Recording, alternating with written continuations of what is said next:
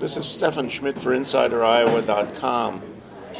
The big news today is that a new Republican or another Republican has won big, and this is a big surprise. Rick Santorum, the former senator from Pennsylvania, swept all three of the contests in Missouri and in Colorado and Minnesota.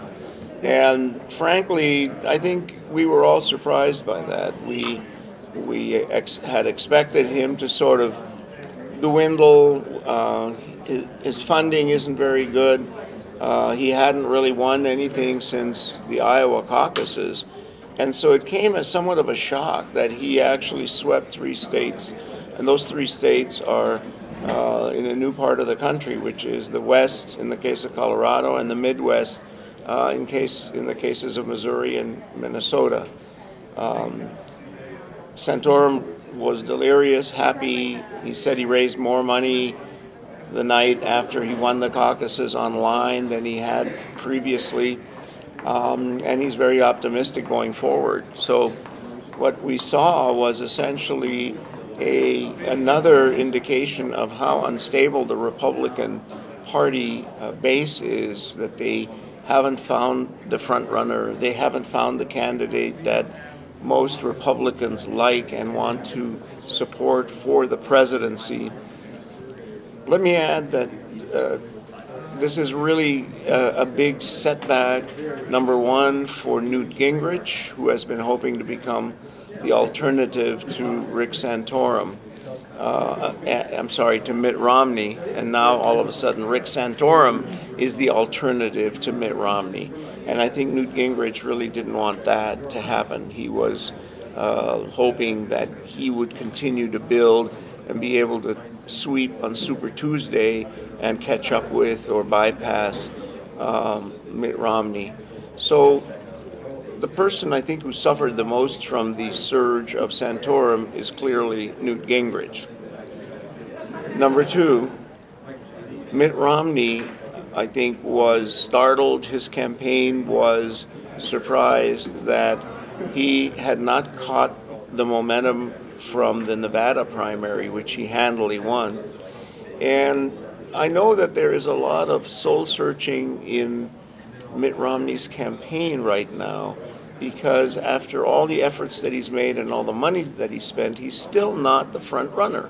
He has been the front runner in some contests.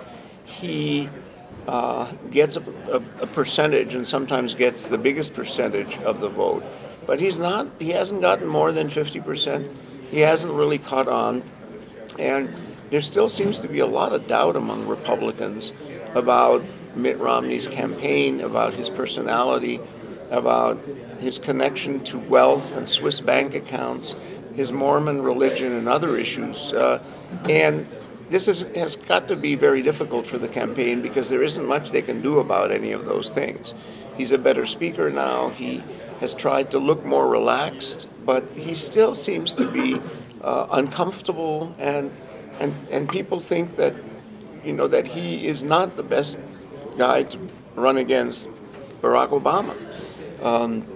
And so what I'm looking for in the next few weeks is how the Mitt Romney campaign is going to try and pull it all together and resurface with more energy, capturing a larger percentage of the Republican Party base, because otherwise his campaign just is slogging along without a great deal of energy and without a great deal of let's call it enthusiasm. And I think that has to be, a pretty risky and negative situation for his campaign.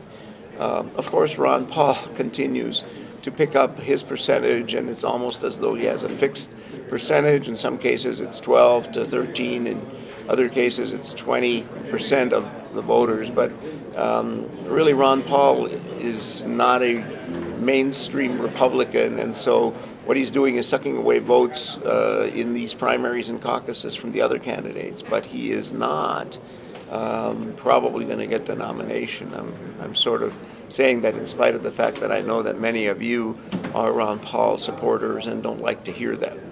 So we are now looking forward to a period when things slow down a little. There's going to be a debate in Arizona that we're going to watch very carefully, but the campaign really resurfaces and surges again in March with the 11 states of Super Tuesday. And Newt Gingrich, as I've said before, hopes that Super Tuesday will do magic for him and that he will re-emerge from the ashes like a phoenix, because a lot of those states are southern states. They include Georgia, which is his home state. And so we're going to be watching this very carefully and see how it all unfolds. This is Stefan Schmidt for InsiderIowa.com.